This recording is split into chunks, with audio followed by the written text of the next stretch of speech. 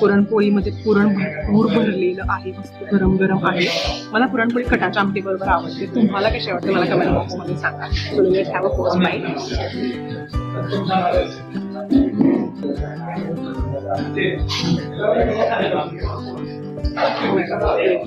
अजून एक घास आणि बघा तुम्ही रिव्ह्यू देणार. मस्त पुरणपोळी.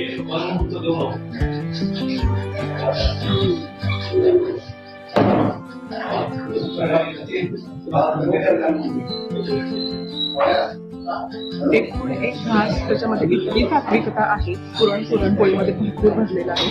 मस्त जायफळाचा एकदम हलका हलका छान स्वाद येतो. त्यामुळे हे मस्त आहे पुरणपोळी. मला पुरणपोळी स्वतःला प्रचंड आवडते, पण ती कटाच्या आमटी.